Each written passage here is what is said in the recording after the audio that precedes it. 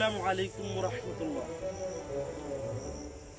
আমরা 1971 সালে বাংলাদেশ স্বাধীন করেছি।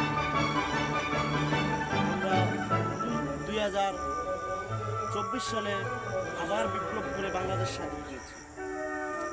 এই বাংলাদেশে আমরা এখন পড়ে আছি স্বাধীনতা নিয়ে, পুরানো কীর্তি নিয়ে। বাপ মা চাচাজি বড় নেতা কর্মীরা কি করছে আমরা ফিরে আসি। এমনকি আমরা দেখতে পাচ্ছি বাংলাদেশে অনেকে অনেক রকম কাজ নিয়ে ব্যস্ত। আর আমরা আমেরিকা, ইরান, ইন্ডিয়া, পাকিস্তান সব রাষ্ট্র ওনারা যুদ্ধের জন্য প্রস্তুতি গ্রহণ করছে, আর আমরা শুধু মুখে চাপাবাজি নিয়ে ব্যস্ত পালন করছি। আমরা অনেকে অনেক কিছু নিয়ে কাজ করি, কিন্তু আমরা বাংলাদেশে এরকমভাবে নির্যাতন হচ্ছে আমরা ওদিকে তাকাই না।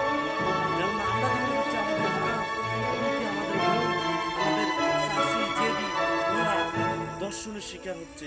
এদেশে বিচার পাওয়া যাচ্ছে না। ভাই আপন রক্তের ভাইকে হারাচ্ছে, চাচা তার ভাতিজাদেরকে হারাচ্ছে, বাবা একজন পিতা তার সন্তানকে হারাচ্ছে। কিন্তু আমরা এই বাংলাদেশে সত্যের আইন দিয়ে, সত্য দিয়ে, বিচার দিয়ে এই রাষ্ট্রটাকে পরিপূর্ণ করতে পারিনি, সত্য বিচার করতে পারিনি।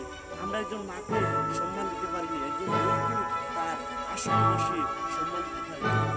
কিন্তু আমরা এমন একটা ব্যস্ত নিয়ে আসছি যে 1971 সালের আমরা সন্তান নয়, কিন্তু আমরা আজ রাজাকার। 1971 সালে এই দেশ স্বাধীন করেছে আমাদের দাদা, স্বাধীন করে পাকিস্তান থেকে আমাদের বাংলাদেশকে ছিনিয়ে এনেছে। কিন্তু আমরা আজ দেখতে পাচ্ছি পাকিস্তান থেকে ছিনিয়ে আনার পরে আমরা ভেবেছিলাম আমাদের ন্যায্য মূল্য সব কিছু করে দিতে হবে। 2024 সালে আলহামদুলিল্লাহ অনেক বড় বেশিবাদের বিরুদ্ধে লড়াই করে এই দেশ আবার স্বাধীন করেছে। কিন্তু স্বাধীন করে কি হলো? আজ আমরা মার খাচ্ছি। কি হলো? আমাদের মা বোন দর্শন হচ্ছে, আমাদের ভাই বোন মার খাচ্ছে। আমরা ওদিকে তাকাই না, আমরা ওদিকে তাকাইতে হবে। কেননা আমাদের মা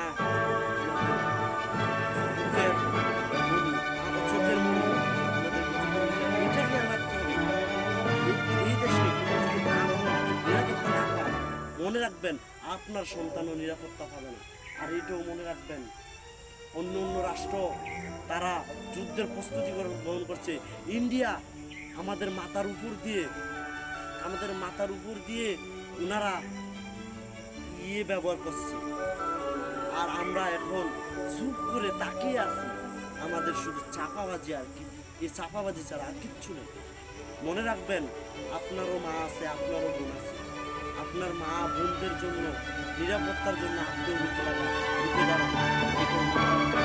আল্লাহ তাআলা সবচেয়ে বড়, আল্লাহ পরে